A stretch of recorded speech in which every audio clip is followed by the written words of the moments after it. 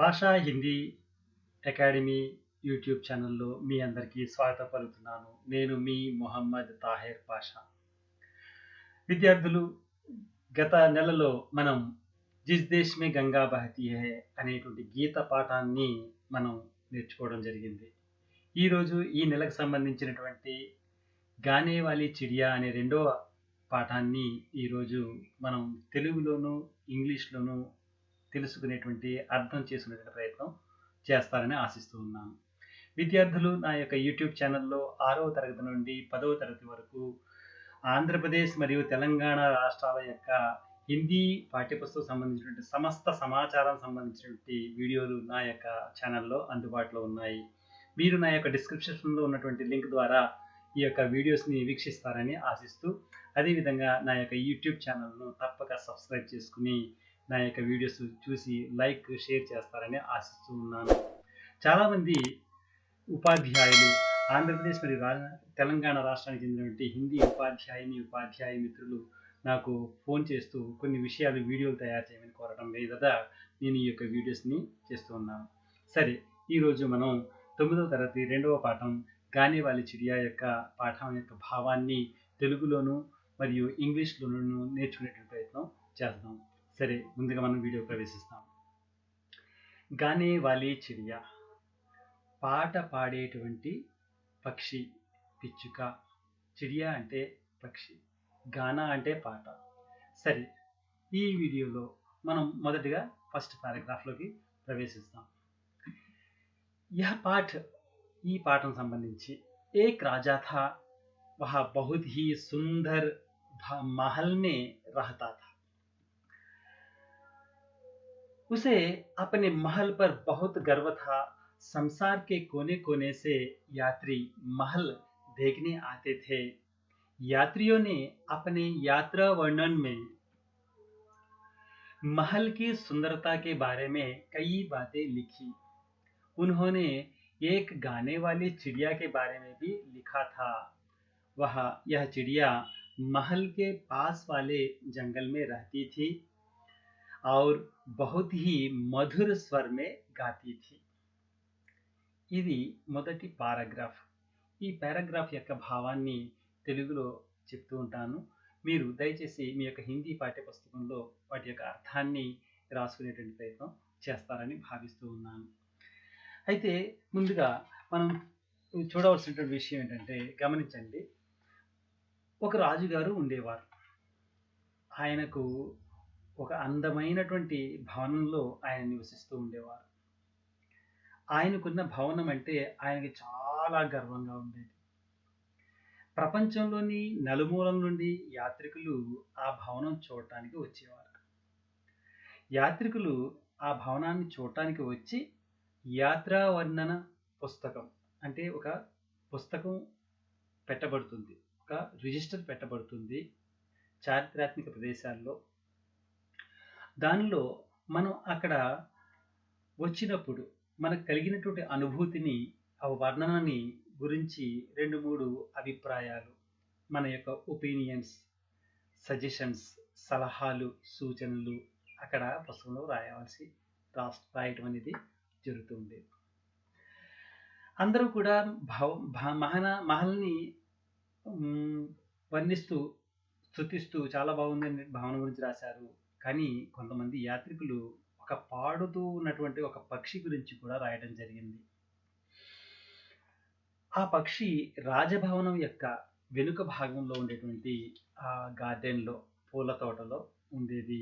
అది చాలా తీయనైనటువంటి, మధురమైనటువంటి స్వరంతో పాడుతూ ఉండేది. Once there lived a king. He lived in a beautiful and majestic palace. He was proud of his palace.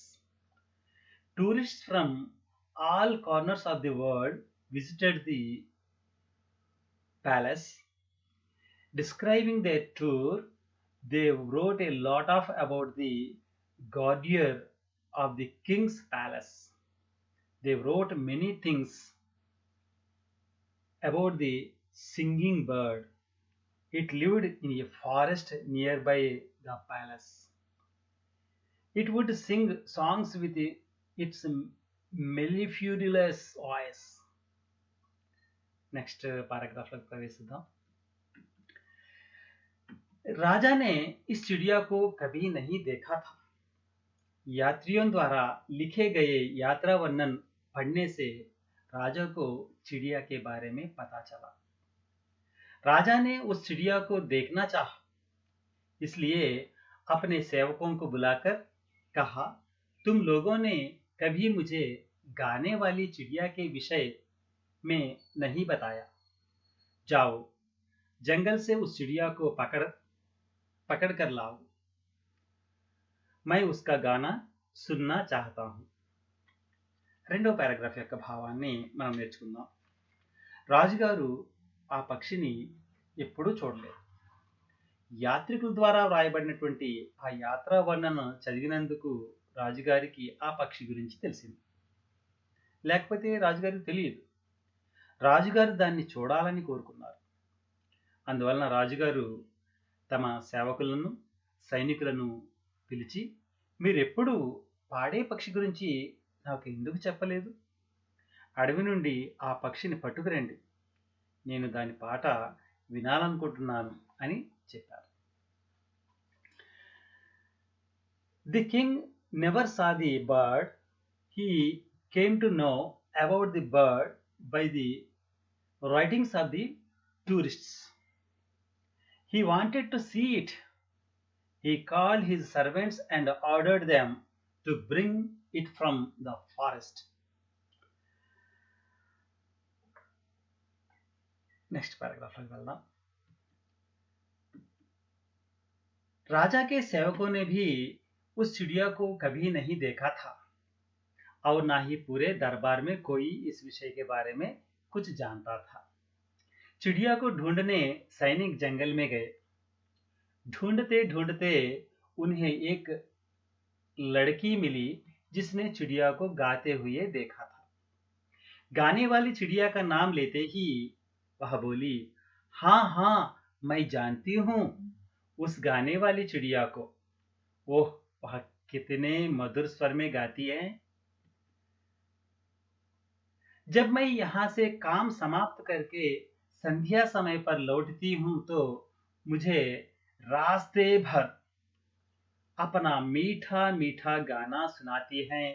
इससे मेरी सारी थकान दूर हो जाती है.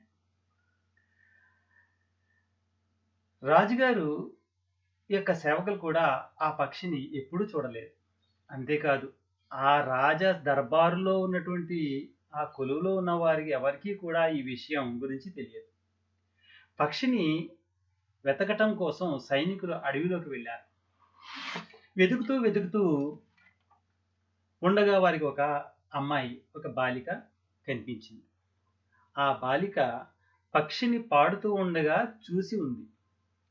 పాడే పక్షి పేరు వినగానే ఆ అమ్మాయి అంటుంది, ఆ బాలిక, అవునవును, నాకు తెలుసు, పాడే పక్షి నాకు తెలుసు. ఓహ్, అది ఎంత తీయగా పాడుతుందో.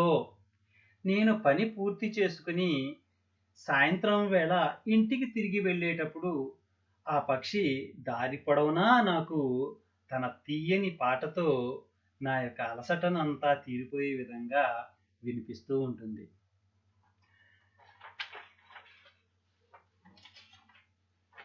Next, the king servants to see it. The king servants didn't see the bird either. Besides, no one the king's court knew about the thing. The soldiers went into the forest in search of the bird. As they went deep forest, the one of the girl seen the bird singing.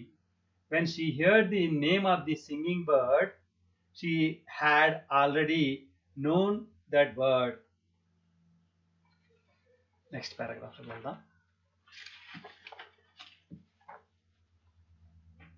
सैनिकों के अनुरोध पर लड़की ने चिड़िया को आवाज दी, मेरी छोटी सुंदर चिड़िया, हमारे राजा तुम्हारा मधुर संगीत सुनना चाहते हैं. क्या तुम उन्हें अपना गाना सुनाओगी? लड़की की बातें सुनकर चिड़िया बोली, मेरा संगीत तो हरे भरे जंगलों खेतों में अच्छा लगता है, फिर भी मैं राजा को अपना गाना अवश्य सुनाऊंगी। अगले दिन दरबार लगा हुआ था। लड़की सहित सभी उपस्थित थे। तभी उड़ती हुई चिड़िया वहां आई और अपनी मधुर आवाज में गाने लगी।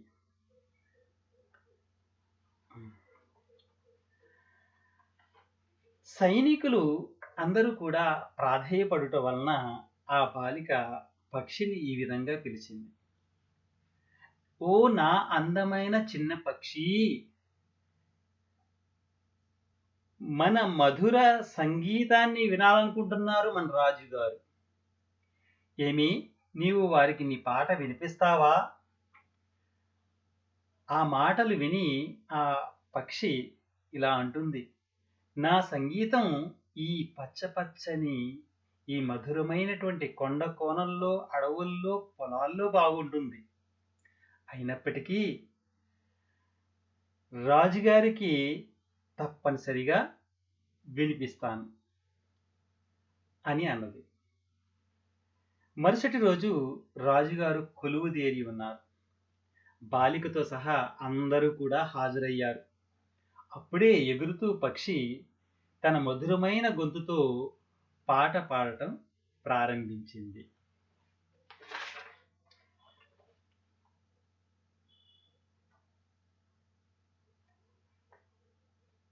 అచ్చా,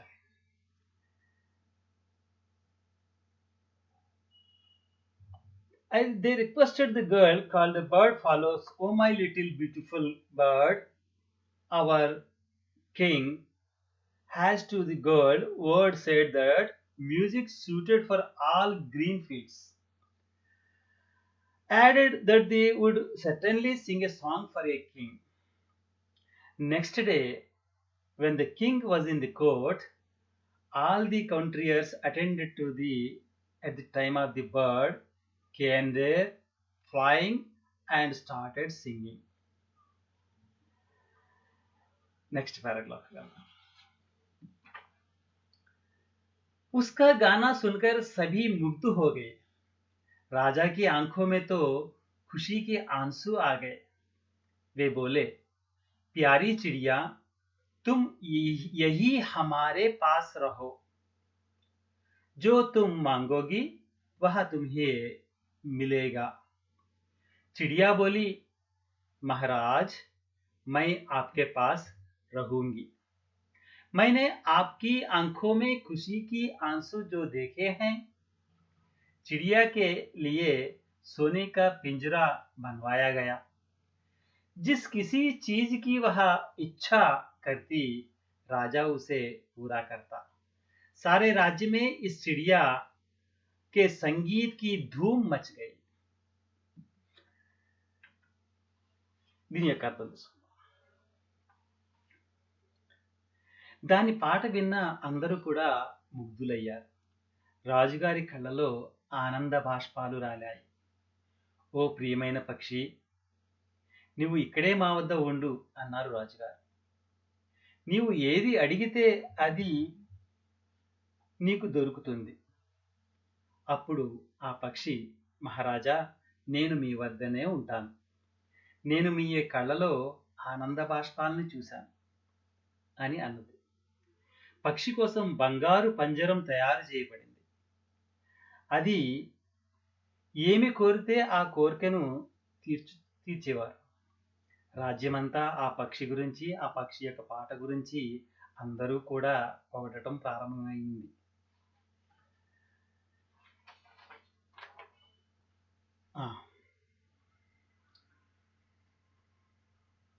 The next day, the king was in the court. The courtier attended to the time of the bird, their flying, and started singing.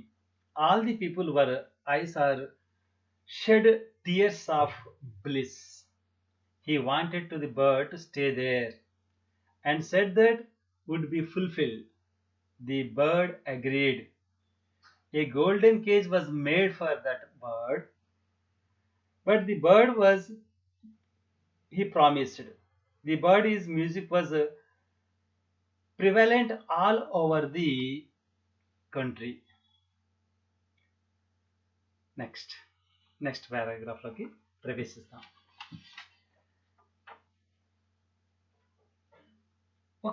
एक दिन चिड़िया को खेतों में मेहनत करने वाले किसानों की याद आई. उन सबसे मिलने वह खेतों की ओर निकल पड़ी. जब राजा को चिड़िया दिखाई नहीं दी तो वह दुखी हुआ और अस्वस्थ हो गया. सारी प्रजा राजा की अस्वस्थता के बारे में चिंतित थी. सभी सोचने लगे कि राजा को कैसे बचा ले. ఈ పారాగ్రాఫ్ యొక్క అర్థం. అకస్మాత్తుగా ఒక రోజున ఆ పక్షికి పొలాల్లో పనిచేసేటువంటి కష్టపడేటువంటి రైతుల యొక్క శ్రమపడే వాళ్ళ యొక్క శ్రామికుల యొక్క గుర్తు వచ్చింది. వారందరినీ కలవడానికి ఆ పక్షి అకస్మాత్తుగా వెళ్ళిపోయింది. రాజుకి పక్షి కనిపించకపోయేసరికి చాలా దుఃఖం కలిగింది. వారు అనారోగ్యం పాలయ్యారు. రాజుగారి అనారోగ్యం గురించి చాలా బాధపడుతున్నారు. అందరూ రాజుగారిని ఎలా రక్షించుకోవాలా అని ఆలోచిస్తూ ఉన్నారు. अंग्रेजी में समझेंगे. Working in once the bird remember that the working fields came into the memory. It went towards the fields. The king became sad. The bird's absence. In the absence of the bird, the king fell ill. He fell ill. All the people in the country over the king's ill health. They are worried about king's ill health. They thought deeply as to how to save the king. Next paragraph लोग वेल्दाम. एक दिन राजा ने कमजोर आवाज में कहा, संगीत संगीत चिड़िया का गाना सुनाओ. सभी दरबारी सोचने लगे कि चिड़िया को कैसे बुलाए. तभी उन्हें मधुर संगीत सुनाई दिया. वे सब आवाज की ओर देखने लगे. चिड़िया अपनी मधुर आवाज में गा रही थी. यह देखते ही सबकी जान में जान आ गई. अच्छा,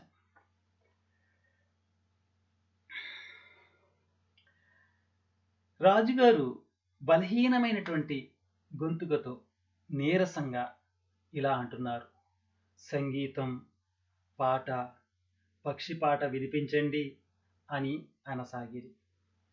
రాజు గారిని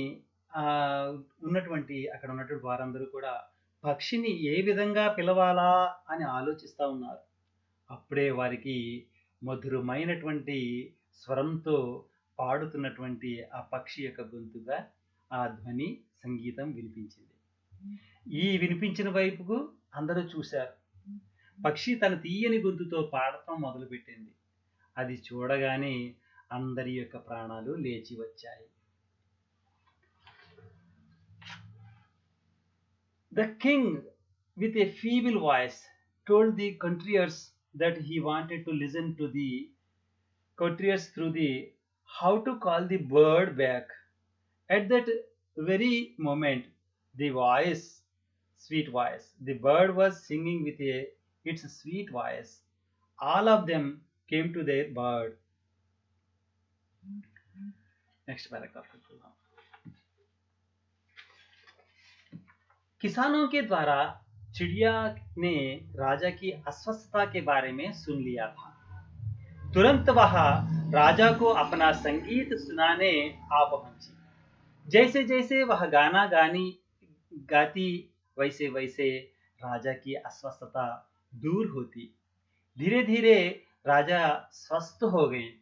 वे चिड़िया से बोले, प्यारी चिड़िया, मेरे पास लौट आओ.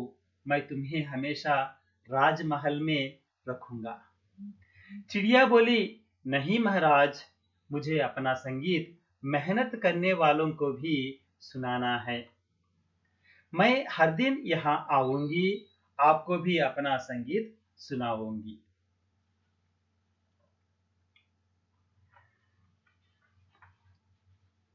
ఆ, పొలాల్లో పనిచేసేటువంటి రైతుల యొక్క నోట నుండి మహారాజు గారి యొక్క అనారోగ్యం గురించి పక్షి విని ఉన్నది. వెంటనే అది రాజుకి తన సంగీతాన్ని వినిపించటం కోసం పాట పాడటానికి రాజుగారి దగ్గరికి వచ్చింది. ఆయన పాట పాడడంతోనే రాజుగారి యొక్క అనారోగ్యం దూరం అయిపోయింది. నిదానంగా నెమ్మదిగా రాజుగారు ఆరోగ్యవంతుడయ్యారు. అప్పుడు రాజుగారు అంటున్నారు, పక్షి, నా వద్దకు తిరిగిరా, నేను నిన్ను ఎల్లప్పుడూ నా యొక్క రాజభవనంలో ఉంచుకుని మంచిగా చూసుకుంటాను అని రాజు అనటంతో పక్షి రాజుతో అంటుంది, లేదు మహారాజా, నేను నా సంగీతాన్ని, నా యొక్క తీయని పాటను ఆరుగాలం శ్రమించేటువంటి కర్షకులు, శ్రామికులు, రైతులకు కూడా నేను వినిపించాలి. నేను ప్రతిరోజు మీ దగ్గరికి వస్తాను, మీకు సంగీతం వినిపిస్తాను అని అన్నది.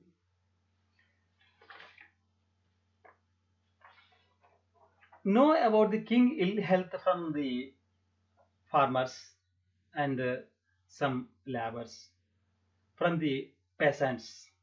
Immediately it came to the singing. The king's ill health disappeared gradually. His health condition, and then bird that would keep it for the king willing to, bird would keep it forever. Then the bird replied that it had to laborers too. I will listen the song laborers too. I would come there every day and sing a song. Next paragraph వెళ్దాం. चिड़िया की बातों ने राजा पर गहरा असर डाला. राजा ने कहा, वाह, तुम महान हो चिड़िया, तुम मजदूरों और किसानों के लिए राजमहल का सुख त्याग कर सकती है, तो क्या मैं उनके लिए कुछ नहीं कर सकता?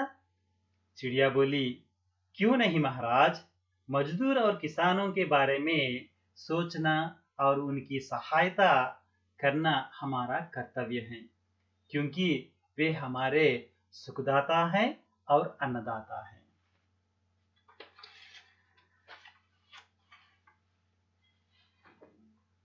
పక్షి యొక్క మాటలు రాజుగారి మీద చాలా గంభీరమైనటువంటి ప్రభావాన్ని చూపడం జరిగింది. అప్పుడు రాజు, ఆహా, ఓ పక్షి, నీవు చాలా గొప్పదానవు. నీవు కార్మికులు, రైతులు, కర్షకులు, శ్రామికుల గురించి రాజభవనం యొక్క సుఖాన్ని త్యాగం చేస్తున్నావు. నేను వారి కోసం ఏమీ చేయలేనా అని అన్నాడు. పక్షి అన్నది, ఎందుకు చేయలేరు మహారాజా? శ్రమించే వారి గురించి, రైతుల గురించి, కర్షకుల గురించి, కష్టపడే వారి గురించి, వారికి సహాయం చేయటం మన కర్తవ్యం. ఎందుకంటే రైతులు అనేవారు, కర్షకులు అనేవారు, శ్రామికులు అనేవారు మనకు సుఖాన్ని ఇచ్చేవారు సుఖదాతలు, అన్నాన్ని ఇచ్చేవారు అన్నదాతలు.